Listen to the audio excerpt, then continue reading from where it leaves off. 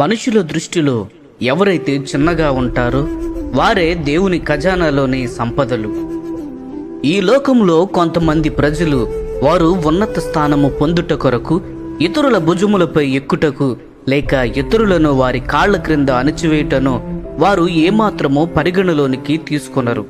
ఈ రోజులలో క్రైస్తవ సువార్త పరిచర్య అనే లోకంలో ఉన్నత స్థానము కోరుకునేవారు ఆ స్థానమును నిలబెట్టుకొనుటకు ప్రయాసపడే వారిని చూడడము ఎంతో ఆశ్చర్యకరము మరియు బాధాకరము.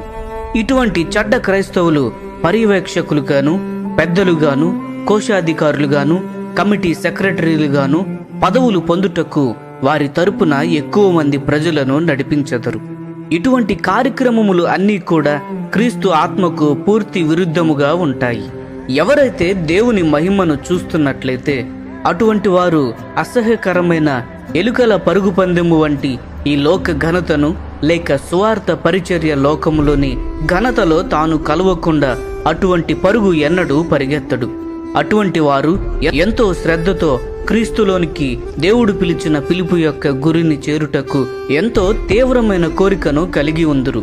దీనికి వేరుగా ఇతరులకు నీళ్లు పోయుట, నేలను శుభ్రపరచడము వంటి స్వీయ ఆసక్తితో చేయుట అతని ముఖ్యమైన ఉద్దేశము. ఈ భూమిపై దేవుని నామం మహిమపరచబడుట అయి ఉంటుంది. ఎవరైతే దేవుని అమూల్యమైన సంపదగా ఉందరో అటువంటి వారు సామాన్య ప్రజలలో మరియు మన సంఘంలో ఎన్నిక లేని వారిలో కనుగొనబడుదురు. లూకా సువార్త 1వ అధ్యాయము 15వ వచనమును గమనించండి. బాప్తిస్మమిచ్చు యోహాను వలె ప్రభువు దృష్టిలో గొప్పవాడు వలె ఉండవలెను అనే కోరికను దేవుడు మన హృదయములలో ఆశీర్వదించునుగాక. బాప్తిస్మమిచ్చు యోహాను దేవుని దృష్టిలో గొప్పవాడు అగుటకు ఒక కారణము ఉన్నది. దానిని ఆయనే వెల్లడిపరిచెను. ఆయన జీవితము అంతటిలో ఒకే కోరిక కలిగి ఉండెను. అదేమనగా యోహాను సువార్త 3వ అధ్యాయము 30వ వచనంలో చెప్పబడినట్లు, ఆయన హెచ్చవలసి ఉన్నది, నేను తగ్గవలసి ఉన్నది. అవును, కాబట్టి క్రీస్తే ఆయన జీవితంలో ప్రధానంగా ఉండెను.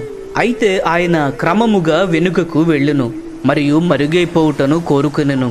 ప్రియ స్నేహితులారా, మనము దేవుని దృష్టిలో గొప్పవారుగా ఉండుటకు అనే కోరికను ఎల్లప్పుడూ మన ఎదుట పెట్టుకునే వారముగా ఉండాలి. ఈ లోకంలో దీనులముగా ఉండుటకు దేవుని కృపను దయచేయమని ప్రార్థించదము.